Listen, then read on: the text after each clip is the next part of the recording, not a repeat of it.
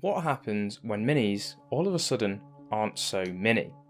Recently, I acquired a artist-proof version of the Adeptus Sororitas from McFarlane Toys. This is a 7-inch grey plastic injection mould Adeptus Sororitas model. This goes along really well with my artist-proof intercessor I got way back in 2020 when they first released. However, I have not painted that yet, as I haven't really mustered the courage for it yet. So that's really what today's video is, me painting a larger than mini in preparation to paint my intercessor. This is also an excellent excuse to break out the airbrush and really practice using volumetric highlighting. So that is painting things to look like the object they are, so cylinders and circles. The first thing I needed to decide was a pose.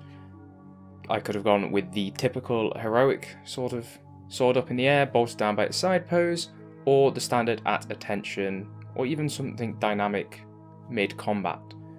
I elected for none of these, though I'm sure they would have made great options. I wanted something a bit more atmospheric.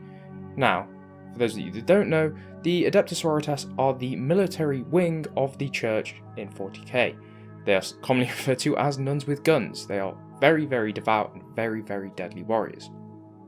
For this reason, I decided to settle on a sort of crusader theme aesthetic of praying over their sword. So down on one knee, sword in front, tip down. Bolter nowhere to be seen because there was no good place to put it. Once I decided a pose, I did everything with a very strong highlight from the light source that I wanted over the left shoulder.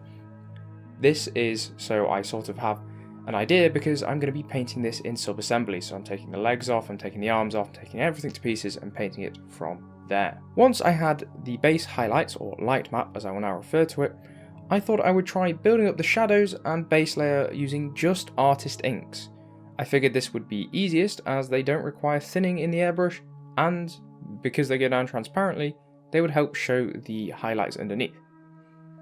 I started with a deep purple for the shadow areas, made as a mix of 1:1 with Prussian blue and magenta. I applied this everywhere that wasn't basically completely white from the initial mapping. After this, I began to coat everything with just magenta ink. This worked fantastically over the purple as it increased the red hue, but not so well over the whites. As I've said, inks are transparent, so it became a very pink hue.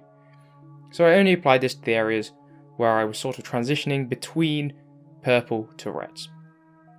To begin with the base coat proper, I mixed Vallejo Scarlet with this magenta and applied it to all the unpainted area as my base coat. For the sort of rest of this project, I will only be showing me painting the bust because the legs have a tendency to wander out of shot and also focus.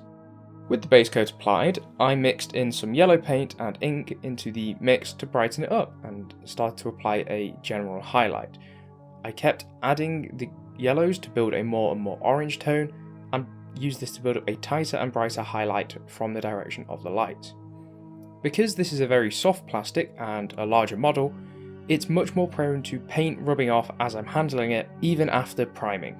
So once I had the base coats down, I went and applied a varnish to the entire model to lock in the base coat. With this step done, it was time to start working on the trim and the detailing.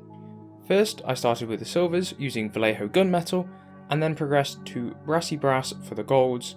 This required several coats of each as the coverage was not too great over the red, but the gold looked really nice with the red coming through underneath it, a fact I may well use when I end up weathering this model. Following the metals, I went around and did the incidental details, the skulls everywhere, the black tubes on the respirator, and the leather belt. I used black for the blacks, burnt umber for the leather on the belt, and heavy brown from Vallejo for the pouches on the belt as well. Now, for those of you that don't know your Order's militant, which are just the chapters of this faction, I am painting the Order of the Bloody Rose. These are characterised by red armour and white faceplates.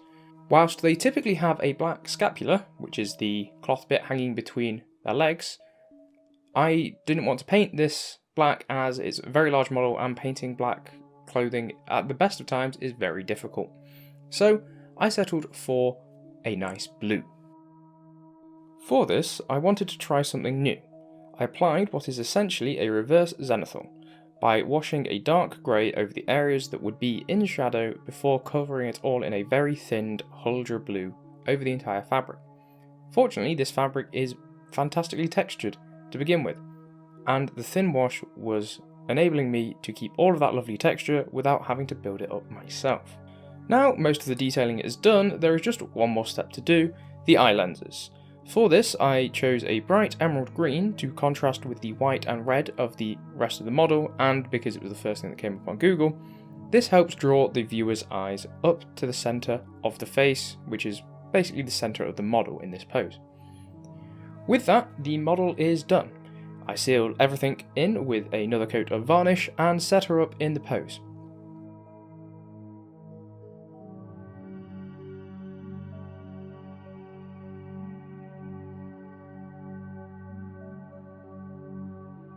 Overall, I am very happy with this result, but I will come back to the weathering once I've accumulated a few more skills in that wheelhouse, and the end game is sort of to build up a bit of a diorama around this model.